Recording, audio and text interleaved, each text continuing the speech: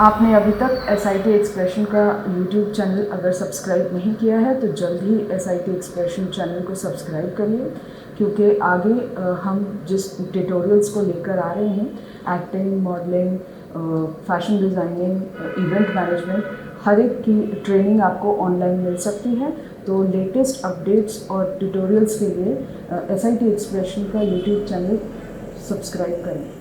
Last video में हमने आपके साथ शेयर किया था कि अगर आप कैरेक्टर के इमोशंस को जनरेट करना चाह रहे हैं तो उसके लिए कैसे आप अपने बॉडी को, माइंड को यूज़ कर सकते हैं। लास्ट वीडियो में हमने आपके साथ एक टेक्निक शेयर की थी। इस वीडियो को लास्ट तक देखें। हम इस वीडियो में आपके साथ टेक्निक नंबर 2 शेयर करेंगे, जिससे आप अपने इमोशंस को जनरेट कर सकते हैं for your character. Welcome everyone, मैं माधुरी, को founder at SIT expression institute of acting, modelling, dance, event management and fashion designing. Emotions को जनरेट करने के लिए एक आर्टिस्ट को अपने एक्टिंग परफॉर्मेंस को 2 पार्ट्स में डिवाइड कर लेना चाहिए।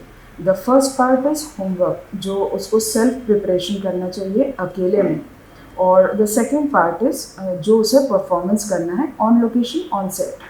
सो हम इस जनरेशन प्रोसेस को भी 2 पार्ट्स में डिवाइड कर लेते हैं कि आपको सेल्फ प्रिपरेशन के लिए क्या होमवर्क करना चाहिए, and second on location set, अगर आप उस इमोशन को जनरेट करना चाह रहे हैं तो कैसे आप अपने होमवर्क का बैकअप लेकर उसको जनरेट कर सकते हैं। So let's talk about the first part, that is generating the emotions for your self study.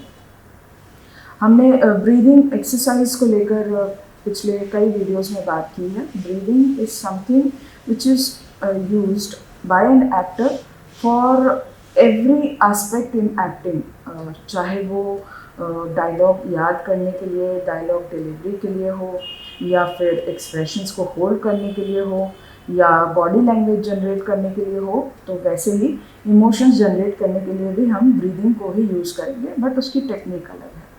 तो ब्रीदिंग को हम कैसे यूज़ करेंगे? सबसे पहले आप अपने आप को आइसोलेट कर लें, और उसके बाद आप कॉन्शियस ब्रीदिंग करें।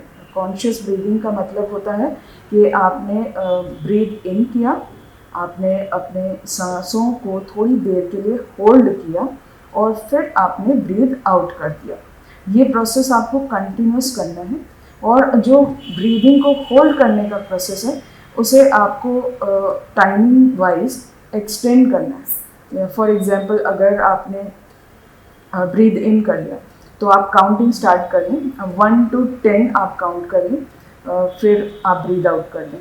तो ऐसे आप 1-2 बार करेंगे। उसके बाद आपको ब्रीदिंग को 1 to 30 तक काउंट करके होल्ड करना है, एंड फिर ब्रीद आउट करना है। आपको ऐसे कम से कम 4 से 5 बार 30 काउंट करके ब्रीदिंग को ब्रीद आउट करना है। इससे 2 फ़ायदे होंगे। एक, आपकी जो दिमाग में बहुत सारे थॉट्स चल रहे हैं वो रुक जाएंगे, और दूसरा, आप अपने माइंड को बिल्कुल ब्लैंक कर पाएंगे। तो बहुत आसानी होगी आपको कैरेक्टर के थॉट्स को जनरेट करने के लिए। हमें वो भी प्रोसेस आगे सीखना है। तो this is the primary thing, जो वार्म अप एक्सरसाइज आप कह सकते हैं इसको, जो आपको करना है।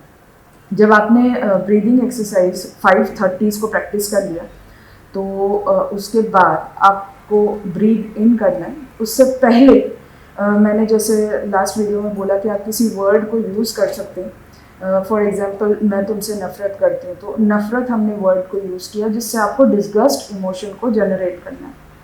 तो हमने नफ़रत वर्ड को जब हम ब्रीथ इन कर रहे हैं उस समय पे हमने अपने आप को वर्ड देना है, माइंड को, नफ़रत, और फिर ब्रीथ आउट करना है। फिर हमने ऐसे इस वर्ड को कम से कम 8 से 10 बार आपके माइंड को रिमाइंड करवा के ब्रीथ आउट करना है। बाय द टाइम आप 8 से 10 बार ब्रीथ आउट करेंगे इस वर्ड को अपने माइंड में स्ट्रेस करके, आप खुद नोटिस करेंगे कि आपके बॉडी के अंदर वो चेंजेस आ चुके हैं जो आप डिसगस्ट इमोशन में फील कर सकते हैं। और उसके बाद आप अपने डायलॉग को रिवाइज करिए, क्योंकि आपने मेमोराइज तो कर ही लिया है। अब आप उस डायलॉग को रिवाइज करिए जब आपके बॉडी के अंदर चेंजेस आ चुके हैं फॉर द इमोशंस, जो भी रिक्वायर्ड इमोशंस आपके पास ज़रूरी था एक कैरेक्टर के लिए। So this homework has to be done by the artist in isolation. आपको आइसोलेशन में ही करना है। इस समय पे आपके पास कोई डिस्टर्बेंस नहीं होना चाहिए, अदरवाइज जो आप इमोशंस जनरेट करना चाह रहे हो वो कहीं ना कहीं ब्रेक हो जाएंगे। अगर आप डायलॉग को मेमोराइज करने के लिए उसकी टेक्निक समझना चाह रहे हैं तो आप ज़रूर हमारे चैनल पर जाकर के जो हमने वीडियो अपलोड किया है for how to memorise the dialogue, उसका रेफरेंस लेकर आप उस डायलॉग को मेमोराइज कर सकते हैं। अब यहाँ हम आते हैं, जब आपने अपने बॉडी को रेडी कर लिया है फॉर द इमोशन जिसमें आपको डायलॉग बोलना है और आपने मेमोराइज भी कर लिया आपके डायलॉग को, अब यहाँ पर you have to work on the flow कि आपने वर्ड्स को जो याद किया है उसको आपको कैसे स्ट्रेच देना है और उस इमोशंस में जाकर उस डायलॉग को कैसे डिलीवर करना है। इस डायलॉग की प्रैक्टिस किसी भी आर्टिस्ट को कम से कम मिनिमम 30 to 40 टाइम्स कर ही लेना चाहिए, आप कितने ही ब्रिलियंट एक्टर हो। और अब ज़्यादा करना चाहिए अगर आपको कहीं कोई मेमोराइजेशन में प्रॉब्लम हो रही हो या बॉडी में इमोशंस जनरेट करने में थोड़ा बहुत स्लो प्रोसेस हो सकता है, तो you have to practise more than 30-40 times for sure. तो इसको आप ज़रूर प्रैक्टिस करें और उसके बाद जैसे ही आपने इस डायलॉग को प्रैक्टिस कर लिया है, यहाँ पर आपका जो होमवर्क है इट एंड्स। तो this is the first process जो एक आर्टिस्ट को आइसोलेशन में जाकर अपने सेल्फ प्रिपरेशन के लिए करना चाहिए। जुड़े रहें हमारे साथ। नेक्स्ट वीडियो में हम शेयर करेंगे पार्ट 2 जो एक एक्टर को ऑन लोकेशन करना चाहिए for delivery of his dialogue. आज की tip of the day is that अगर आप ब्रीदिंग एक्सरसाइज को एज एन आर्टिस्ट प्रैक्टिस करेंगे रेगुलर बेसिस में तो वो आपको बहुत हेल्पफुल रहेगा for all the aspects of acting, like dialogue delivery, emotions, expressions, her voice exercise, हर चीज़ के लिए ब्रीदिंग इज़ रिक्वायर्ड। और अगर हम रेगुलर बेसिस में डेली रूटीन में एज एन आर्टिस्ट इस ब्रीदिंग एक्सरसाइज को डालेंगे तो हमें बहुत ब्रिलियंट आउटपुट मिलेगी जो बहुत आपके एक्टिंग करियर में और एक्टिंग परफॉर्मेंस में आपको ग्रेड कर पाएंगे आप खुद को।